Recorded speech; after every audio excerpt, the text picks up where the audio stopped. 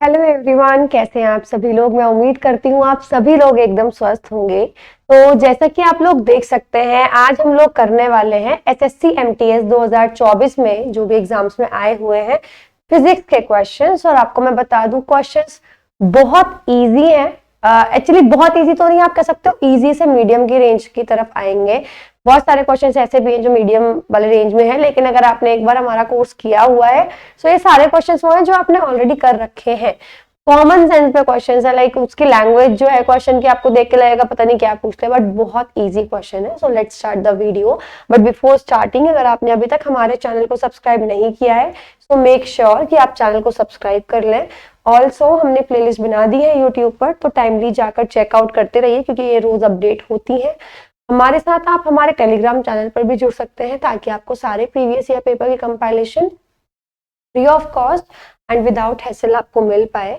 साथ में हमारी वेबसाइट का लिंक भी हमने डिस्क्रिप्शन बॉक्स में दे दिया है, सो आप उस पर विजिट करके जितने भी मॉक टेस्ट अवेलेबल है फ्री और पेड आपके रिक्वायरमेंट के हिसाब से आप अटेम्प्ट कर सकते हैं। चलिए, सबसे पहला question, which of the following options has all vector quantities. इनमें से किस ऑप्शन में सिर्फ वेक्टर क्वांटिटीज ही है। देखो, सबसे पहले ना मुझे एनर्जी, स्पीड, पावर, ये कुछ ऐसी चीजें दिख रही हैं जो स्केलर होती हैं। तो जिसमें एटलीस्ट एनर्जी आ रहा है वो आप कट कर सकते हो। तो एनर्जी इसमें आ रहा है, इसमें आ रहा है, इसमें आ रहा है, तीन ऑप्शन तो बिल्कुल खत्म हो गए। फोर्स, अब चौथा ऑप्शन देख लेते हैं। फोर्स भी वेक्टर क्वांटिटी है, वेलोसिटी भी वेक्टर क्वांटिटी है, मोमेंटम भी वेक्टर क्वांटिटी है, वेट भी वेक्टर क्वांटिटी है और एक्सेलरेशन भी वेक्टर क्वांटिटी है। So option D will be the correct answer. In a metro station, it was observed that on an average 20 people per minute were using the escalator to reach at a height of 15 metre. एक metro station में देखा गया कि एक minute में लगभग 20 लोग 15 metre की ऊंचाई तक पहुंचने के लिए एक एस्केलेटर का यूज कर रहे हैं, और जो उनका एवरेज वेट है लोगों का 50 किलो का है। गुरुत्वीय त्वरण दे रखा है 10 मीटर पर सेकंड स्क्वायर। आपको शक्ति यानी पावर की वैल्यू निकालनी है। अच्छा, इस क्वेश्चन में अगर आपको नहीं पता लग रहा कैसे करना है तो देखो, पावर का फॉर्मूला आपको पता है, एनर्जी अपॉन टाइम या वर्क अपॉन टाइम होता है, राइट। अब इसमें जी भी दे रखा था आपको, हाइट भी दे रखी थी, तो ऑब्वियस सी बात है कि आप एनर्जी का फॉर्मूला क्या यूज कर रहे हो, mgh अपॉन टाइम। मास दे रखा है 50, लेकिन लोग कितने हैं, 20 लोग है ना, आई थिंक। हाँ, 20 लोग हैं, तो एक का 50 है तो 20 का कितना हो जाएगा, 50 इंटू 20। भाई मास की वैल्यू हो गई, टोटल लोग 20 जा रहे हैं और एवरेज मास 50 है, ठीक है। तो टोटल मास आ गया 20 इंटू 50। ग्रेविटेशन की वैल्यू 10, सॉरी ग्रेविटी की वैल्यू 10 हो गई। हाइट 15 मीटर की ऊंचाई तक जा रहे थे। टाइम था 1 मिनट, क्योंकि उन्होंने बोला 1 मिनट पर मिनट। तो टाइम को आप किस में कन्वर्ट करोगे, सेकंड में कन्वर्ट करोगे, तो इसकी जगह आ गया 60। ठीक है, अब आपको कुछ नहीं करना है, इसको सॉल्व करना है। आपकी जो निकल के आ जाएगी, पावर निकल के आ जाएगी। लेकिन अच्छा, एक चीज और, पावर जो है ना सब किलोवाट में दे रखी है, तो ये जो आंसर आएगा अभी वॉट में आएगा आपका, ये भी मैं बता दूं, वॉट। चलो सॉल्व कर लेते हैं। 15 4 जा 4 5 जा, तो 2500 वॉट। अगर आप 1000 से डिवाइड करोगे तो 2.5 किलोवाट। सिंपल, तो ये है आपका answer, 2.5 kilowatt. Next, calculate the body mass index of a person whose weight is 50 kg and height 1.5 metre. अच्छा, ऐसे क्वेश्चन में ना कंफ्यूज नहीं होना चाहिए अगर आपको फॉर्मूला नहीं पता तो भी, क्योंकि कई बार फॉर्मूला नहीं पता होता, यूनिट से भी पता लग जाएगा। देखो यूनिट देखो, किलोग्राम पर मीटर स्क्वायर। किलोग्राम का मतलब मास, मीटर या हाइट ही हो सकती है, तो हाइट का स्क्वायर। तो ये होता है बॉडी। वैसे भी आप याद भी कर लो, बीएमआई का जो फॉर्मूला होता है, मास अपॉन हाइट का स्क्वायर। ठीक है, वैल्यू पुट करते हैं। मास कितना दे दिया, 50 किलो। हाइट कितनी है, 1.5।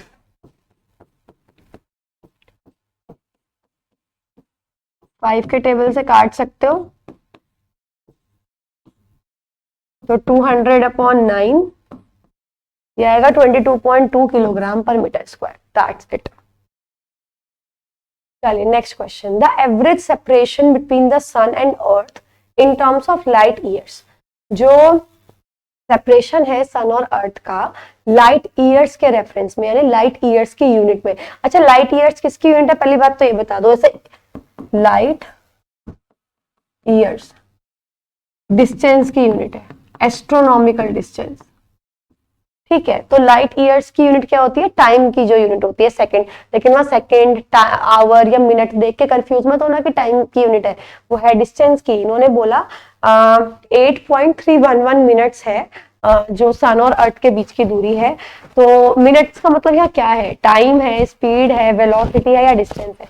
तो यहाँ पे क्या है, डिस्टेंस, क्योंकि ये क्या है, ये लाइट ईयर की यूनिट यहाँ पे वो यूज की गई है।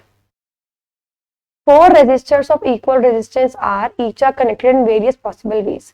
4 रेजिस्टर्स हैं जिन चारों की वैल्यू R है, उनको अलग अलग तरीके से कनेक्ट किया हुआ है, जैसे भी वो हो सकते हैं, सीरीज में, पैरेलल में, यानी श्रेणी क्रम में या समानांतर क्रम में, मर्जी हमारी में जैसे जैसे हम कनेक्ट कर सकते हैं वैसे कनेक्ट करना है। तो बताओ इनमें से कौन सी वैल्यू नहीं हो सकती। देखो पहले तो मैं आपको बता दूं, अगर 4 रेजिस्टेंसेज हैं, मिनिमम और मैक्सिमम वैल्यू निकाल लो। जो मिनिमम वैल्यू होती है वो आती है पैरेलल में जब होती है, यानी 1/r is equals to parallel की 1/r plus 1/r plus 1/r plus 1/r, that means 4/r। तो एक तो जो मिनिमम वैल्यू आएगी वो आएगी r/4, 0 यानी कि 0.25r है। तो ये तो मिनिमम वैल्यू है जो उन चारों की हो सकती है। मैक्सिमम वैल्यू आती है जब आप उनको सीरीज में कनेक्ट करते हो, चारों को ऐड कर दो, यानी 4r। अब इनके बीच में क्या क्या वैल्यूज आ सकती है, कैसे पता लगाओगे। देखो 4 रेजिस्टेंसेज है, तो एक काम करते हैं, पहले एक को मान लो सीरीज में जोड़ दिया और 3 को पैरेलल में, ये हो गया केस 1। ठीक है, केस 2 में क्या कर सकते हैं, ये 2 पैरेलल में, ये 2 पैरेलल में और ये आपस में सीरीज में। ठीक है, तीसरा केस क्या कर सकते हैं, जो भी आपके दिमाग में आ रहा है, जैसे मेरे दिमाग में जो भी आ रहा है रैंडमली मैं वो ऐड कर रही हूँ। 3 सीरीज में और 1 इन सबके साथ पैरेलल में है। ठीक है, अच्छा और देखो कौन सा और क्या आ सकता है। चारों पैरेलल में हम कर चुके हैं और चारों सीरीज में हम पहले वाले पेज पे कर चुके हैं। इनके अलावा भी कोई और आ सकता है क्या, चलो पहले इनकी कैलकुलेशन करते हैं। ये R1, R2, R3, R4, R1, R2, R3, R4, R1, R2, R3, R4। तो देखो सबसे पहले इसमें एक काम करते हैं, इसको ना इस तरीके से बनाते हैं, ये R1 है और इन तीनों का इक्विवेलेंट जो भी आंसर आएगा वो आ जाएगा यहाँ पे R5। तो सबसे पहले R5 की वैल्यू निकालते हैं। ठीक है, R5 की वैल्यू क्या होगी, देखो इन सबकी ना वैल्यू सेम है और पैरेलल में ना क्या होता है कि अगर मान लो 2 रेजिस्टेंसेज हैं, मतलब पैरेलल में ना आप समझ लो उसको इक्वल इक्वल बांटते हो। तो यहाँ पे 3 रेजिस्टेंसेज है, तो R5 की वैल्यू क्या आएगी, चलो मैं ये केसेस जो है अब हम सॉल्व कर रहे हैं, ये बहुत बड़ा हो जाएगा, लेकिन अगर आपने थोड़े न्यूमेरिकल्स कर रखे हैं तो आपको ना सॉल्व भी करने की जरूरत नहीं पड़ेगी। जैसे मैं बात बताऊं, इसकी वैल्यू R है, इसकी हो जाएगी R/3, क्योंकि 3 रेजिस्टेंसेज हैं और सब बराबर बराबर के हैं। चलो पहले शॉर्ट तरीके से ही करते हैं। तो इसमें टोटल रेजिस्टेंस कितना आएगा, R plus R/3, 3R plus R, 4R/3, that means 1.33R। आप देख रहे हो कौन कौन से वैल्यूज आ चुकी हैं अब तक, 0.25 भी आ गई, 1.33 भी आ गई। अब हमें ये देखना है इन दोनों में से कौन सी आ रही है, इन दोनों में से जो भी आ जाएगी बची हुई नहीं आ सकती कभी भी। चलो अब ऐसे ही यहाँ देखते हैं, ये दोनों की वैल्यू R और R है, तो ये हो जाएगा R/2, क्योंकि 2 रेजिस्टेंसेज है, R और R, ये क्या हो जाएगा R/2, तो ये आंसर आ जाएगा, एलसीएम लोगे तो R। तो R भी वैल्यू हो सकती है पर ये ऑप्शन में नहीं है, छोड़ दो। इसमें देखो ये R plus R plus R, इसकी वैल्यू हो जाएगी 3R, इसकी वैल्यू है R, तो इसमें निकालना पड़ेगा, इसमें कैलकुलेशन करनी पड़ेगी, क्योंकि जैसे यहाँ पे R R R R/3 हो गया था क्योंकि सब इक्वल थे, यहाँ अब अनइक्वल हो गए। इस आर्म का है 3R, इसका है R, तो आपको निकालना पड़ेगा 1/3, ये टोटल जो निकलेगा 1/3R प्लस 1/R। एलसीएम अगर लोगे 3R एलसीएम आ जाएगा 4/3R। तो इसके अंदर टोटल रेजिस्टेंस जो है वो 4/3R है। रेसिप्रोकल करो, टोटल रेजिस्टेंस आ गया 3/4R यानी 0.7R। आई थिंक कुछ गड़बड़ कर दी मैंने, 1 मिनट का टाइम देना गाइस, कुछ ना कुछ मिस्टेक हुई है इसमें। R plus R plus R 3R और R।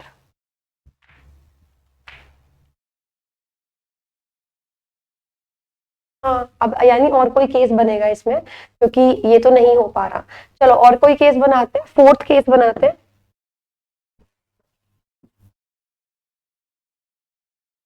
दो सीरीज, यहाँ पे 2 सीरीज में है, सॉरी, हाँ मैंने एक केस नहीं बनाया, और इधर ये 2 सीरीज में है। ठीक है, तो R1 R2 R3 R4। अब देखो R प्लस R, ये इसकी वैल्यू भी 2R है, इसकी वैल्यू भी 2R है, और पैरेलल में है, तो टोटल रेजिस्टेंस कितना हो जाएगा 2R/2 यानी R आई थिंक। और ये तो हम, अच्छा इसकी वैल्यू भी यही आएगी, करके देख लेते हैं। 1 टोटल रेजिस्टेंस कितना आएगा 1/2R प्लस 1/2R। 2/2R वही टोटल रेजिस्टेंस आ रहा है R। और कोई केस बना लेते हैं, और कोई केस क्या बन सकता है, जैसे 4 रेजिस्टेंसेज हैं, 2 सीरीज में करते हैं और 2 पैरेलल में। ठीक है, इसकी वैल्यू R, इसकी वैल्यू R, इसकी वैल्यू आ जाएगी R/2। यहां निकाल के देखते हैं वैल्यू क्या आएगी। R total resistance R plus R plus R/2, 2 2 4 5R/2 यानी 2.5R। तो आप देख लो 2.5R भी वैल्यू आ गई, तो यहां से पता लग गया राइट, 2.5R भी आ रही है, तो ये वैल्यू कभी नहीं आ सकती, आप कितने ही कॉम्बिनेशन और बना लो। वो चीज है, कई बार हिट करने के लिए पहली बारी में हिट कर जाएंगे सारी कॉम्बिनेशन, कई बार नहीं भी हिट करते। नेक्स्ट क्वेश्चन की बात करते हैं। 2 मास है, एक 1 किलो का और एक 2 किलो का, उनको 3.2 मीटर की हाइट से नीचे गिरा दिया, तो जमीन पे जैसे वो पहुंच रहे होंगे उनकी वेलोसिटी बतानी है। देखो पहली चीज तो ये जो ऑब्जेक्ट नीचे गिरता है वो ऑब्जेक्ट कितना ही भारी हो, कितना ही हल्का हो, उस पर उसके मास पर डिपेंड नहीं करेगा कि कितनी स्पीड उसकी होगी। किस पे डिपेंड करेगा, अगर हाइट सेम है तो हाइट पे डिपेंड करेगा।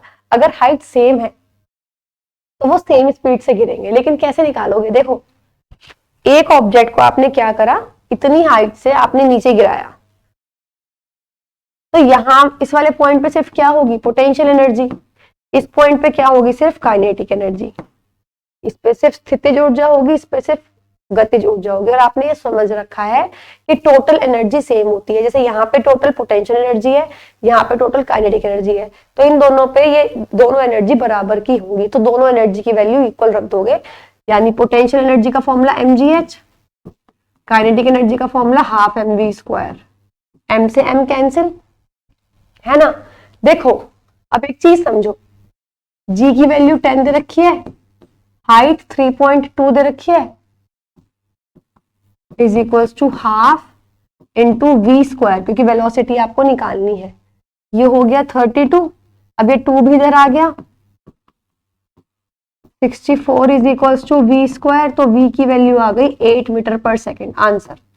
अब इसके अंदर अगर आप ये बोल रहे हो कि हम दूसरा, आपने तो दोनों एक ही स्पीड आई आपकी 8 मीटर पर सेकेंड, क्योंकि आपने ना तो 1 किलो पुट करा ना 2 किलो पुट करा, यानी मास तो पुट ही नहीं करा, स्पीड सेम ही आएगी। Next, what is the frequency of a wave with a period of 0.04 seconds. Frequency का फॉर्मूला क्या होता है, 1 टाइम, सिंपल। तो 1/0.04 या कट के 100/4 यानी 25 हर्ट्ज, सिंपल। अच्छा, ये ऑब्जर्व किया कि एक बच्चे की जो हार्ट रेट है वो 135 टाइम्स उसका दिल धड़क रहा है 1 मिनट में। फ्रीक्वेंसी निकालनी है। फ्रीक्वेंसी का मतलब क्या है, 1 सेकेंड की वैल्यू है, सिंपली अगर मैं बताऊं तो 60 सेकेंड में कितनी बार हो रहा है 135 बार, 1 सेकेंड में कितना होगा अगर आपने इनकी डेफिनेशन पढ़ रखी होगी आपको पता लग जाएगा। फ्रीक्वेंसी का मतलब 1 सेकंड में कितनी बार कोई चीज हो रही है, simple.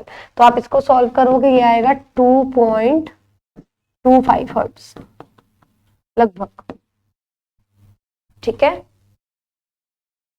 Next, which of the following two properties of metals are exploited to prepare very thin sheets of silver to decorate sweets? मिठाई को डेकोरेट करने के लिए मेटल्स का यूज करते हैं, तो उनकी किन दो प्रॉपर्टी की वजह से? देखो, एक तो आप क्या करते हो पतली शीट बनाते हो, तो वो कौन सी प्रॉपर्टी हो गई? मैलिएबिलिटी।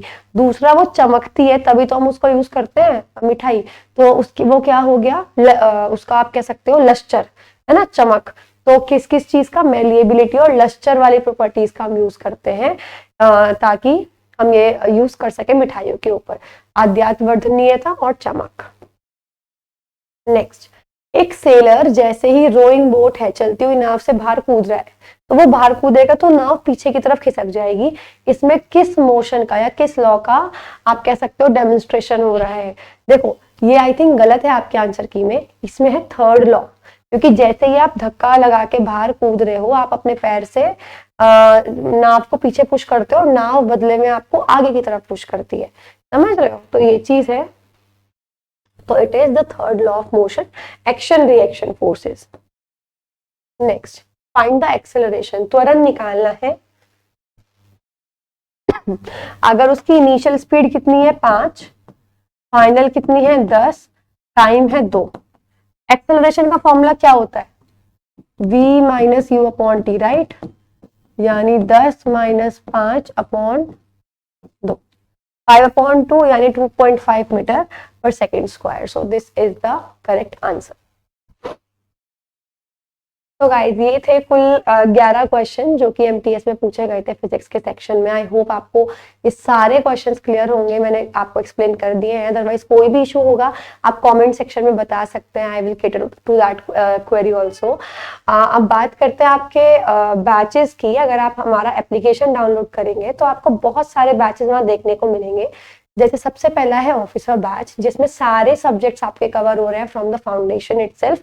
ऑल्सो आपको इसके अंदर सारी पीडीएफ मिलेगी, सारी ई बुक्स आपको आराम से मिल जाएंगी, और टारगेट ग्रुप में भी आप ऐड हो जाएंगे, जिसमें ये पता लगता रहेगा कि आज के दिन में आपको कौन कौन से वीडियोस देखनी है, कल कौन कौन सी वीडियोस देखनी है, ताकि आपके पास एक डायरेक्शन रहे ये देखने के लिए कि हम ये पूरा कोर्स कैसे कवर करेंगे, या आपका कैसे कितने टाइम में कितनी वैलिडिटी में आपका पूरा हो जाएगा।